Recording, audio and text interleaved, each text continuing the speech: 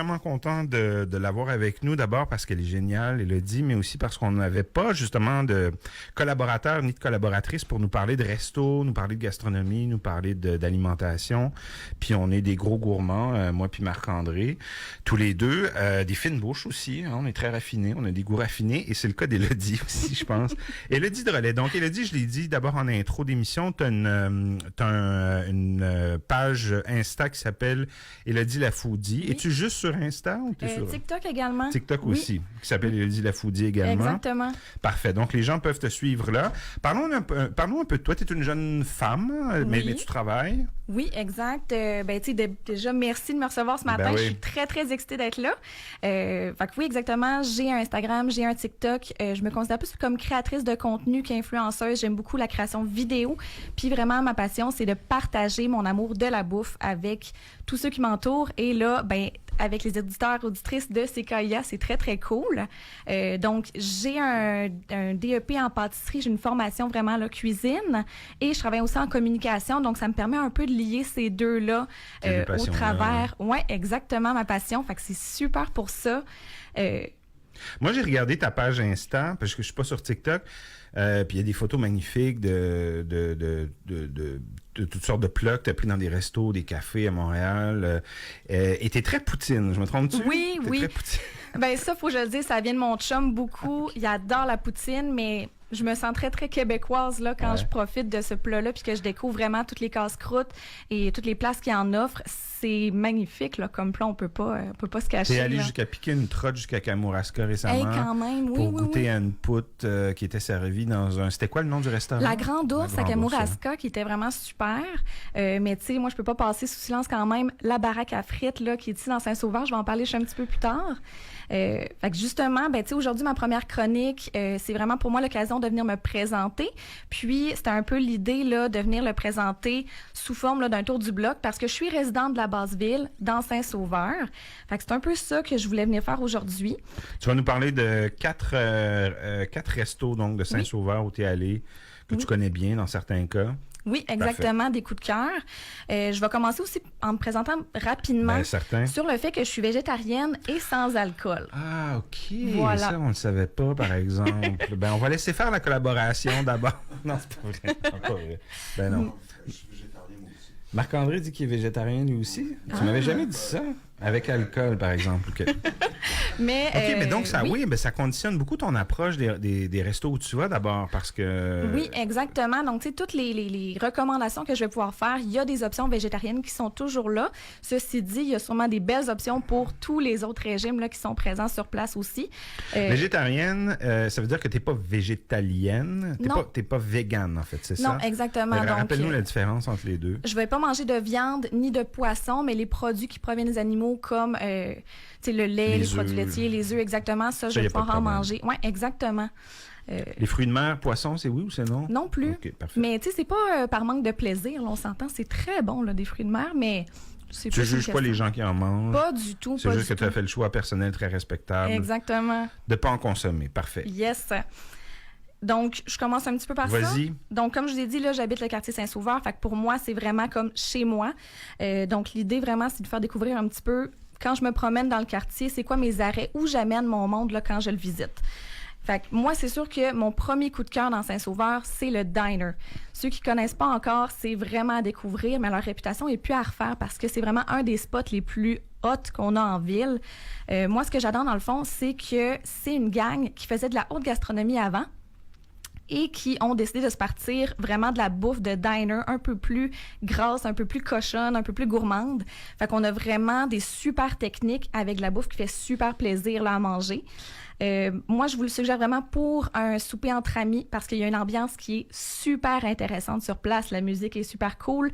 Le staff est vraiment gentil. Il y a une ambiance qui est très familière aussi.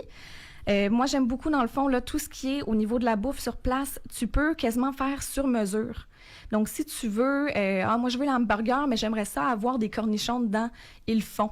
Fait que ça, c'est vraiment génial aussi parce qu'on a vraiment une possibilité infinie quasiment là, d'options sur le menu là, quand on vient décortiquer tout ça. J'aime aussi beaucoup, là, dans le fond, au niveau du menu, là, boisson qu'il y a. Il y a des belles options sans alcool, mais ils ont des belles bières également, des belles bières d'importation aussi, des choses qu'on ne retrouve pas partout nécessairement.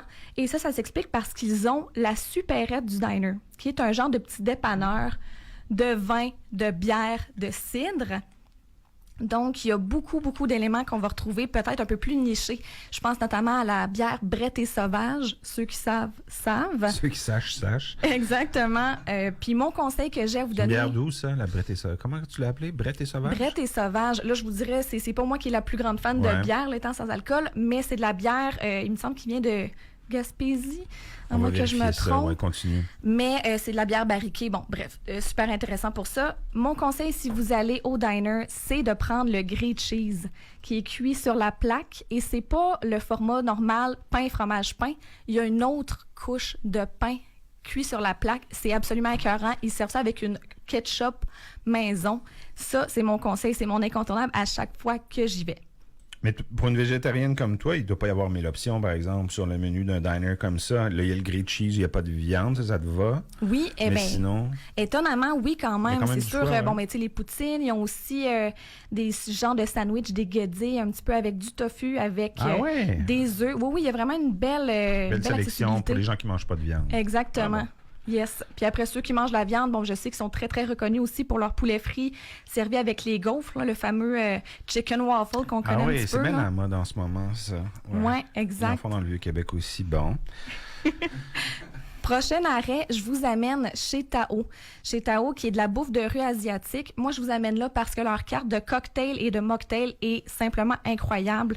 C'est des ingrédients qui sont frais, c'est des saveurs qui sont franches et j'aime beaucoup aussi tout ce qui est dans la créativité derrière ça. Les verres sont juste incroyables aussi. En plus, c'est super cool au niveau de la bouffe de rue, justement, d'y aller entre amis également.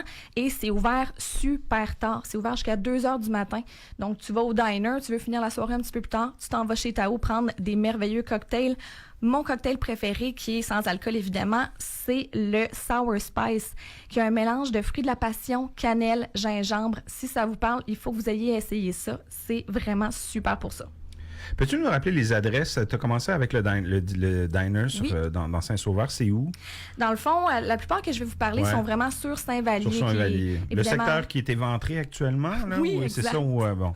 Qui n'est pas facile d'accès, mais ça ne doit pas vous empêcher d'y aller. Parfait. Honnêtement, ça vaut absolument là, tous les petits tracas de détour par-ci, par-là. Ouais. Donc, Diner Saint-Sauveur, évidemment, c'est ça qui est sur Saint-Vallier, un peu plus là, reculé là, que proche de Saint-Joseph. Chez Tao, qui va être un petit peu là, aux alentours du Jean Coutu, pour ceux là, qui s'y replacent un petit peu. Ouais. Exactement. La supérette, elle est en face du diner, sont vraiment le voisin. Ensuite de ça, je vous amène au Melba. On s'en va un petit peu dans une cuisine un peu plus haut de gamme, un peu plus raffinée. Le Melba, qui est un projet du chef Guillaume Saint-Pierre, ceux qui connaissent là, du Battuto. Ça, je me le garde pour une prochaine chronique, évidemment, le Battuto.